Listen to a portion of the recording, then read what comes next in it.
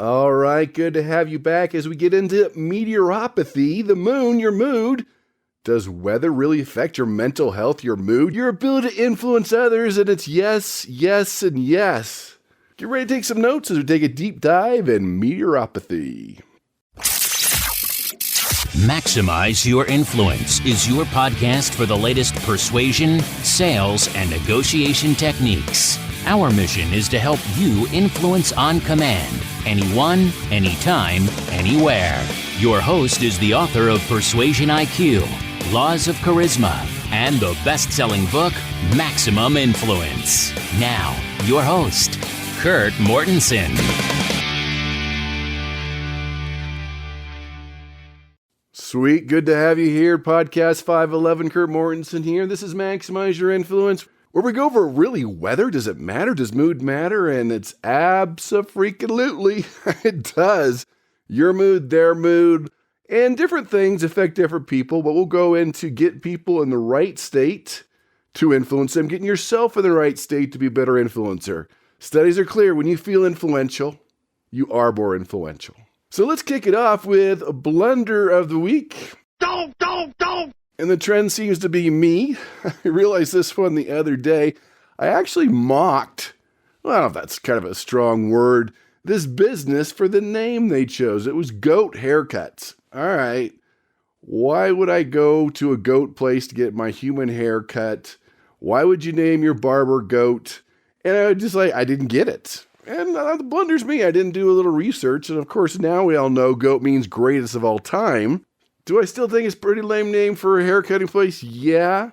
But a lot of us with these new acronyms and texting, we get the wrong message. And you got to do some research, figure it out. Maybe even talk to the owner. Why did you choose goat instead of just assuming that you know what it means? It's that annoying animal. Well, according to my wife, who grew up on a little farm, goats are annoying. And that reminded me of a story. Maybe you've heard of it before. I'm sure it's happened to you and it will happen. So be careful with your acronyms, what they mean. And it's interesting, when you even do a search for an acronym, there's probably 5 or 6 different things. What do they really mean with that acronym? So there was this lady, had a good friend, and her mom passed away. She texted her, I'm having a bad day, my mom passed away. So this lady sent her the following message via text: sorry to hear about the death of your dear mother, LOL. And the friend, of course, is, why would she put that? LOL, which means lots of laugh. And of course, she thought it was lots of love. So there's a discrepancy there. There's an interpretation there. We got to be so careful. So we went to our AI friends, artificial intelligence, just to see what are some of the common acronyms we don't get right. Of course, LOL was on there. ETA came up. Estimated time of arrival. Some thought it was edited to add. AI, artificial intelligence, can also be assistant instructor. SEO, search engine optimization, some see it as special education office. In most places, CEO stands for Chief Executive Officer.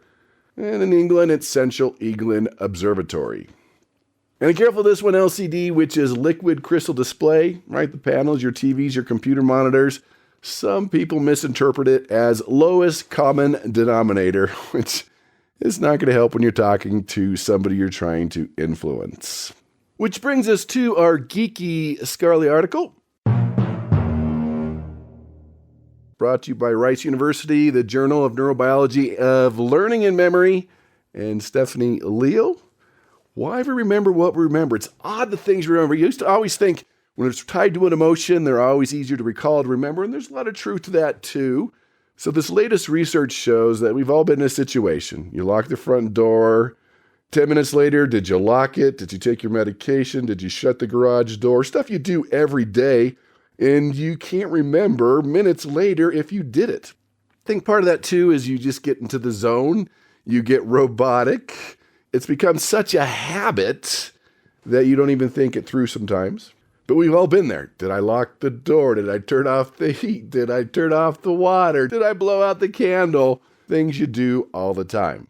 So they found out that certain experiences are better remembered by most people, while other experiences like locking the door behind us are more easily forgotten. They said humans tend to focus on remembering certain aspects within an experience more than others, such as the big picture of what happened rather than the details. So trying to figure out, okay, why remember certain things so vividly with such great detail and other things we can't remember at all? So the previous research has found that these memorable experiences for one person are very likely memorable for another person, like birthday parties, a death of a loved one. See, these are very positive or negative experiences, and they are usually easier to recall. So they took the study participants, gave them a memory test, and showed them different pictures and images. Some were repeated, some were brand new, some were very similar and difficult to distinguish one from another. These similar images were meant to interfere with memory, kind of like a similar daily experiences like locking the door, shutting the garage. So it's no secret that the memorable images were identified as the ones participants were most likely to recall. Or I'll add, tied to some type of emotion. It could be a positive or a negative emotion. So if you can make your experience more memorable, think it through, remember to remember, that can make a difference. So in tying it to that emotion, it enhances the recall of the memory. And here's what's interesting, but a lot of the details, the nitty-gritty details, may be forgotten. I mean, some say our brains record everything. Some feel that's true. I mean, the memories are there. They recall that experience that we have a challenge with. So if you can make it memorable, unique, tie it to an emotion, positive or negative, it become more memorable, or just write it down. There you go. That's your geeky, scarly article of the week. So what is this meteoropathy? And that's the word of the day. Basically, it's known as a meteorological sensitivity or weather sensitivity, where individuals experience physical or physiological symptoms in response to changes in the weather or any type of atmospheric conditions. Some people get headaches, joint pain, fatigue, changes in mood, anxiety, irritability, sleep disturbances, and general discomfort. And any of those can hinder influence. That's the key. If you're sensing this in them, it's happening to you, we've got to fix this because you have to be in the right state to influence and be influenced. Now, this could be changes in air pressure. The barometric pressure, like before, during a storm, can affect the body's internal pressure. Humidity levels can change people's respiratory conditions. Winds, storms, clouds, seasonal changes, lack of sunshine. And the big one you can control is temperature. You know, temperature fluctuations, extreme heat or cold can impact blood vessels, nerve endings, put you to sleep. I mean, you've been into a hot seminar room, hotel room after lunch, and you're out, you're gone. You can't influence someone that's sleeping. That's one of the main things I cover with seminars. When you're doing any type of meeting, is it persuasive? The seating arrangements? Are there sugary treats in the back? How high is the ceiling? And the temperature. A lot of studies are showing around 68, 70 degrees is probably about the right temperature. You just don't want it on the radar. Too hot, you're sleeping. Too cold, people get miserable. Although I'd always go too cold rather than too hot. Isn't Tony Robbins, a famous motivational speaker? I believe he likes his room at 60 degrees because you got to be dancing and moving. It's cold. And that's something they swear by. And the weather or the cloudiness can make people nervous, tense. People seem to be in a better mood when the sun's out versus cloudy and rainy. Meaning for places like Alaska, Scandinavian countries where in the wintertime there's very little sunshine, and this does affect mood and well-being. In fact, it's got a name, SAD, Seasonal Affective Disorder, or winter depression. Not enough sunshine. So when people don't get enough sunshine, I mean, there's the whole vitamin D thing in your health and your mental health. There's also the physical health, your mental health. When you go to places where there's a lot of darkness, there's not much daylight during certain times of the year, it hurts the body's natural circadian rhythm, which hurts their sleep patterns, their mood regulations, impact on melatonin and serotonin levels, which are involved again in sleep and in mood. So does this affect you? Is this affecting your prospects? Should you only try to influence on sunny days? Maybe. There are things you can do. You got to figure that out. Everyone's a little bit different. Is it a vitamin D thing? Is it light therapy? They call it phototherapy. Well, this is definitely a real thing. So the main thing here is mood matters. First, your mood. You've got to be in the right state. You can't have a fight with somebody, put on that fake smile. Your prospect's not going to go, oh yeah, they're covering up. They fought with someone. It just doesn't feel right. Doesn't feel congruent. So number one, You get your personal development program, you get your podcast, you get your books, you get yourself in the right state. That's number one. Number two, your prospect. You got to get them in the right state. Never try to persuade somebody in a foul mood, a bad mood. When people are in a bad mood, they recall bad things, why it won't work out, why you have failed them. They think smaller. When people are in a better mood, they recall better things, good things, why they like you, why it's going to work out, bigger vision. That's just how it is. So it's critical that you understand why we're talking about this, whether it comes from weather or bad news or from a mean person or something that happened from home. You can't just launch into influence. You've got to get them in the right state. So this meteoropathy, right? This weather, how weather affects mood, cold, rainy, cloudy days can put people in a dreary mood. I remember elementary school days that, the weather, when it was cloudy, the students seemed to get in a little more trouble. Last week we talked about word choice, how we use our voice. Word choice can be critical in diffusing situations or getting people to accept your point of view. One word can make the difference between rejection and acceptance.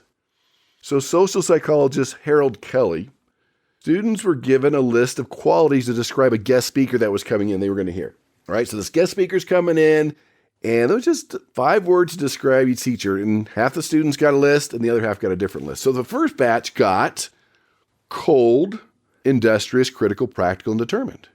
The second group got warm, industrious, critical, practical, and determined. Okay, so the only difference was the first word. Half got cold, half got warm, and the rest of the words were the same: industrious, critical, practical, and determined. And of course, the students who read the first one had less positive feelings about the speaker. Just reading the word cold tainted how the students read the rest of the list. So the words can affect our moods. Good moods affect our thinking, our judgment, our willing to say yes. When you can put them in a good mood, a little humor, a little smile, a little sugary treat, little praise, boost to the esteem could all be helpful. But man, we're in that bad mood. You know this to be true. They're looking for something that's wrong. Great persuaders create the right mood. They're aware of their surroundings, the weather, the temperature, the way the seating's set up. And that's why great persuaders put people in a happy state. They have a sense of humor. They're more optimistic. And when we're feeling happy, we tend to think happy thoughts. We retrieve happy ideas and good experiences from our memory. And of course, the opposite is true with negative. So the more you can do this, the more you're going to minimize those objections, that resistance you're getting. Another study demonstrated just how much mood and attitudes of those around us influence our responses. 3 people sat down at a meal together. They went to a restaurant. 2 were in on the study, and 1 who was unknowingly being evaluated on whether or not his companions altered his opinion of the food. So when the 2 in on the study conducted themselves in a very disagreeable manner, they were unpleasant, they were contentious, that hurt the food evaluations. On another occasion, that same individual was brought back to the same place, offered the same food, and was given different table companions. They were fun, interesting, enjoyable, and the food evaluation's different. Right? The first one, like I said, very negative, and the second one was more positive, even though the food was identical from one situation to the next. It's no secret that a job interviewer who's in a good mood tends to assign higher ratings to job applicants. Happy moods increase creativity. Consumers who are in a good mood will be more aware of positive qualities in products or experiences they encounter. And as any kid has figured out, when parents are in a good mood, that's a good time to ask for what you want.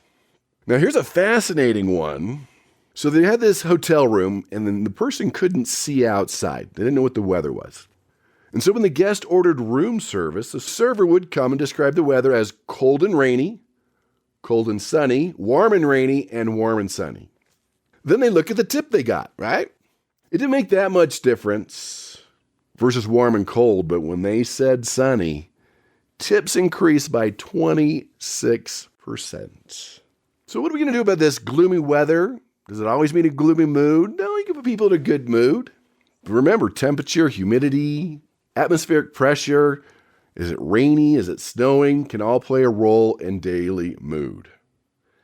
So when people are in a low mood, that was generally associated with anything below 50 degrees Fahrenheit or 10 degrees Celsius, or above 70 degrees Fahrenheit or 21 degrees Celsius.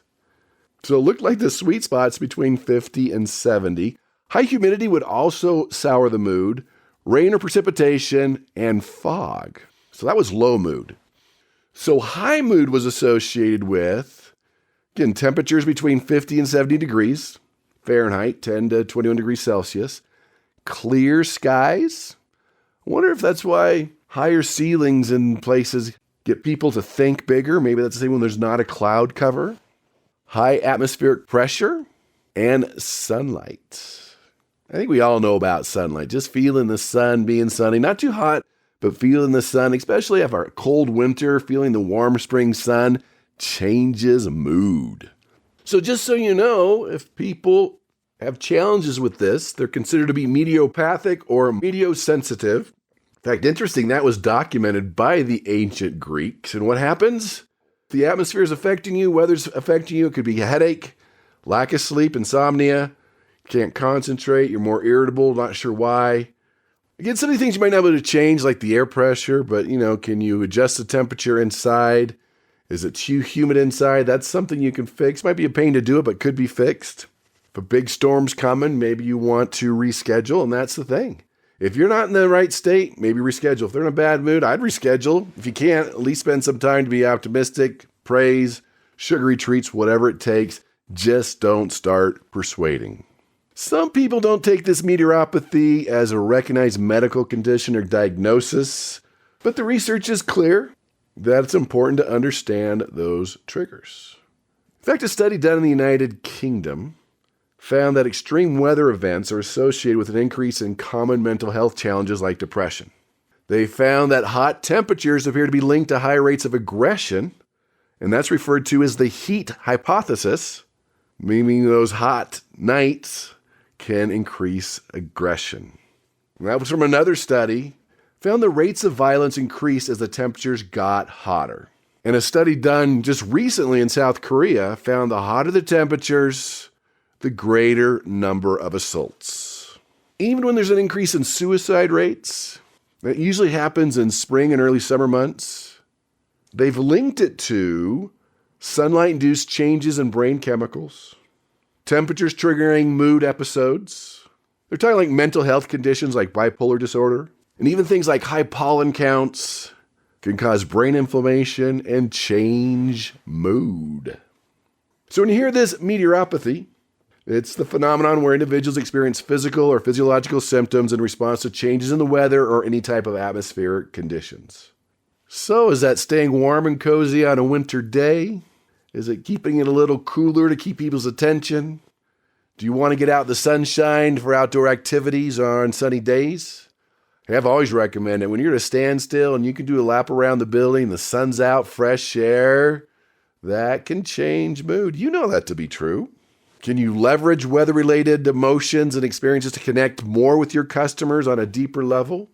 Can you be more understanding of the weather and what it does to others and yourself? And that's not even talking about the moon. We all know werewolves, the full moon, have been associated with various myths, legends, superstitions. In folklore, the full moon is often linked to heightened emotions, strange occurrences. Some people I've heard say they get better sales and make more sales when there is a full moon. People say this, the science not quite there yet, looking at the relationship between lunar phases and human behavior. I'll just throw that one out there, take that one with a grain of salt. And usually when you talk about the moon, lunar influences, they're very subjective and they're very different from culture to culture and individual to individual. So there you have it. That's a wrap. Meteoropathy, the moon, your mood. Hey, get in the right state. Be more aware of it. Don't launch into your persuasion attempt. Get everyone, including yourself, in the right state. Be aware. Is it the internal temperature? Is it the pressure? Is it the weather? What's affecting what's going on? These are the little things that cause the bad big things to happen, which cause them to say no. So all the links will be available at MaximizeYourInfluence.com under Podcast 511. I'll also put a link to take your presentation IQ assessment. It's free. It's only 10 questions. Takes you a few minutes. Helps you identify what you can work on. Helps me with my research. And for doing that, I've got a gift. My advanced training seminar on how to create and deliver the perfect persuasive charismatic presentation. You can do it. You can deliver it. That's the formula. That's my gift for you. Or go right to presentationiq.com. Remember the word meteoropathy. Be aware of mood. Be more aware of your surroundings. Become a better influencer, better negotiator. Get yourself in the right state and go out and persuade with power.